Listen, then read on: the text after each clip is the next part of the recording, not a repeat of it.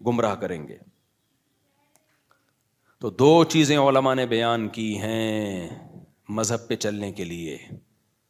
وہ دو چیزیں اگر آپ کی زندگی میں نہیں ہیں تو مذہب ہی کے نام پہ آپ گمراہ ہوگے بھی اور لوگوں کو گمراہ کرو گے بھی. یہ دو چیزوں کے لیے میں نے اتنی لمبی تمہید بیان کی ہے. ان دو میں سے ایک چیز یہودیوں میں نکلی اور ایک عیسائیوں میں نکلی, سمجھتے ہو؟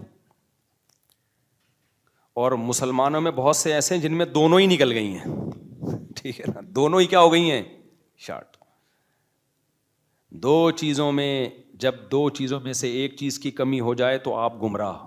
وہ دو چیزیں کیا ہیں؟ ایک کو کہتے ہیں علم, دوسرے کو کہتے ہیں ذکر. اللہ سے تعلق بھی کہہ سکتے ہیں, ذکر اللہ کی کثرت بھی کہہ سکتے ہیں, عبادت کی کثرت بھی. اللہ سے کتنا مضبوط ریلیشن ہے, مختلف تعبیرات ہیں, نتیجہ سب کا ایک ہی ہے. جب آپ کے پاس پراپر دین کا علم نہیں ہوتا, یہ نہیں کہ یوٹیوب پہ دیکھ کے علم حاصل کر لیا یا چند کتابیں پڑھ کے, پراپر وے میں آپ باقاعدہ علم حاصل نہیں کرتے تو خود بھی گمراہ ہوتے ہیں اور دوسروں کو بھی گمراہ کرتے ہیں. دنیا میں کسی کو بھی لوگوں کا علاج کرنے کی اجازت نہیں ہے جب تک پراپر کسی ادارے میں حکیم نہ بنا ہو یا ڈاکٹر نہ بنا ہو. کہیں ہے دنیا میں آپ امریکہ کے ویزے کے لیے اپلائی کرو کہ میں ڈاکٹر ہوں, میں لوگوں کا وہاں جا کے علاج کرنا چاہتا ہوں, امریکن پوچھیں گے آپ نے کہاں سے پڑھا ہے, آپ کہہ رہے ہیں میرے نانا بہت بڑے ڈاکٹر تھے تو انہی کی خدمت میں ساری زندگی گزار دی میں نے. مان لے گا وہ؟ کہے گا بھائی تیرے نانا کا بھی ہمیں نہیں پتا اور تیرا بھی ہمیں. جو پراپر وے میں ایک سلیبس ہے اس کو فالو کرو. آپ صرف ایک دین اور مذہب کو تماشا بنا لیا لوگوں نے, جو اٹھتا ہے مذہبی اسکالر بن کے گائیڈ کرنا. اور جب ان سے کہا جائے کہ تم نے کون سا سلیبس پڑھا ہے تو فوراً جواب دیتے ہیں کہ نبی کے دور میں کوئی سلیبس تھا ہے بھائی. کمال کی بات یہ کہ جب سلیبس نہیں تھا نا نبی کے دور میں, مرتب نہیں ہوا تھا. سلیبس اس وقت بھی تھا, ایک ہوتا ہے مرتب ہونا, جیسے قرآن تھا مرتب حضرت عثمان نے کیا, حدیث تھی مرتب امام بخاری نے کی, فقہ تھا مرتب ابو حنیفہ نے, امام مالک نے اور دیگر ائمہ نے کیا. سب چیزیں تھیں, مرتب نہیں تھا. لیکن کمال کی بات یہ کہ جب نبی کے دور میں یہ مرتب نہیں تھا پھر بھی ہر ایک کو مذہبی اسکالر بننے کی اجازت نہیں تھی, ہر ایک کو فتویٰ دینے کی اجازت نہیں تھی. مخصوص صحابہ تھے جن سے لوگ مسائل پوچھتے تھے. سمجھ میں آ رہی ہے بات کہ نہیں آ رہی؟ ہر ایک کو اجازت نہیں تھی. نبی دیکھتے تھے کہ جنہوں نے میری صحبت میں زیادہ ٹائم گزارا وہ حلال و حرام کا علم ہے, ان کو آپ صلی اللہ علیہ وسلم اتھارٹی دیتے تھے کہ یہ بتائیں گے لوگوں کو مسائل. آج تو جو اٹھتا ہے کم بخت چند کتابیں, عربی تک تو آتی نہیں ہے جو اسلام کی بیسک زبان ہے, ایک لائن عربی میں نہیں پڑھ سکتے یہ لوگ, ایسے فتوے دے رہے ہیں ایسے فتوے. تو جہاں علم کی کمی ہوگی وہاں مذہبی اسکالر تو آئیں گے لیکن لوگوں کو سیدھا راستہ دکھانے کے بجائے کیا کریں گے؟ گمراہ. ایک دفعہ جہاز میں آتے ہوئے نا ایک صاحب مجھ سے الجھ گئے کہ اسلامک بینکنگ سب ٹوپی ڈرامہ ہے, یہ سود ہے جس کو علماء کھا رہے ہیں. میں نے کہا آپ نہیں کہ تم مجھے پھر بھی اعتراض کرتے, آپ نے بھی فتویٰ دے دیا حلال ہونے کا, آپ بھی کھا رہے ہو. میں نے کہا میں تو نہیں کھا رہا, نہ مجھے کسی اسلامک بینک سے 5 روپے بھی نہیں ملے اس فتوے پہ. بلکہ جن دنوں میں ہم نے بینک کے جائز ہونے کا فتویٰ دیا ان دنوں میں میزان بینک میرا اکاؤنٹ ہی نہیں کھول کے دے رہا تھا.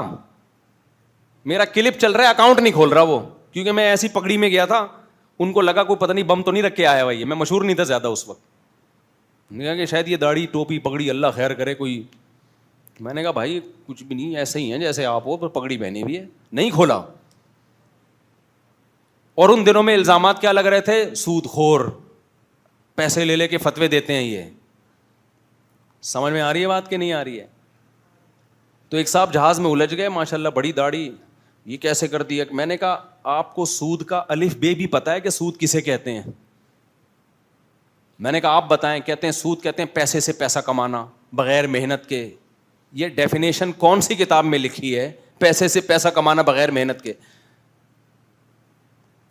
کہتے ہیں وہ سودی بینک بھی پینلٹی لے رہے ہوتے ہیں اور غیر سودی اسلامک بینک بھی پینلٹی لے رہے ہوتے ہیں, کان ادھر سے پکڑو ادھر سے پکڑو. میں نے کہا بھائی اسلامک بینک پینلٹی لے کے چیریٹی کرتا ہے, وہ اس کا پروفٹ میں نہیں ہوتا, وہ پینلٹی لیٹ کس جمع کرانے کی پینلٹی ہوتی ہے سزا کے طور پر, وہ چیریٹی کرتا ہے. سود خور جب سود لیتا ہے تو وہ اس کا پروفٹ کا حصہ ہوتا ہے, اس کا پروفٹ ہے وہ.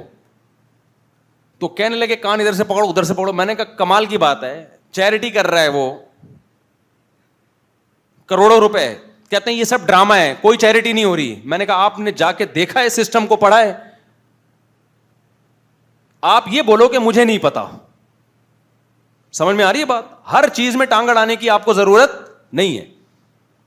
ہاں کوئی عالم اعتراض کرے نا, اس عالم کا اعتراض بنتا ہے کہ بھئی اس کی رائے کا اختلاف ہے. عامی آدمی کی رائے کا اختلاف معتبر نہیں ہوتا. 15-20 منٹ میں اس کو سمجھاتا رہا بولشتا. میں نے کہا بھائی میرے پاس کھوپڑی نہیں ہے, کیونکہ کچھ بیسک نالج پہلے ہونی چاہیے, اس کے بعد آپ کو ایک چیز سمجھائی جا سکتی. آپ کو تو بیسک نالج ہی نہیں ہے, تو میں کیا آپ کو یہاں درس نظامی پڑھانا شروع کر دوں پورا بٹھا کے؟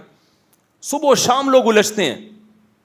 ایک دفعہ کسی تقریب میں بیٹھے تھے, بقراط اور افلاطون آ گئے ہم سے بات کرنے کے لیے نا. افلاطون کہنے لگے آپ طلاقوں کے فتوے دیتے ہو. میں نے طلاق پر ایک کتاب لکھی ہے بڑی زبردست, قرآن و سنت سے نکالا ہے میں نے نا, کہ یہ طلاق کا سیٹ اپ ہی جو مولویوں نے چلایا ہوا ہے پورا کانسیپٹ ہی غلط ہے, پورا کانسیپٹ ہی قرآن و سنت کے خلاف ہے. آپ ایک دفعہ پڑھیے گا ضرور اس کو. میں نے کہا بس کر دے بس, 1400 سال ہو گئے ہیں امت کو قرآن و سنت پہ چلتے ہوئے, تو کوئی نئی چیز لایا مارکیٹ میں. اور میں نے کہا یہ جو آپ کہہ رہے ہو نا علماء کا, طلاق کی آیتیں پورا الحمد سے لے کے والناس تک قرآن ہم نے ایک ایک زبر زیر پیش کے ساتھ پڑھا بھی ہے اور سمجھا بھی ہے. پھر ایک تفسیر نہیں, ایک ایک آیت میں درجنوں تفاسیر. پھر ہمیں خود عربی آتی بھی ہے الحمدللہ. پھر اس سے متعلق جو احادیث ہیں وہ بھی دیکھی ہیں, پھر صحابہ کے فتوے بھی دیکھیں. اس کے بعد جا کے ہم نے فتویٰ دیا ہے کہ طلاق کیسے ہوتی ہے کہ نہیں ہوتی.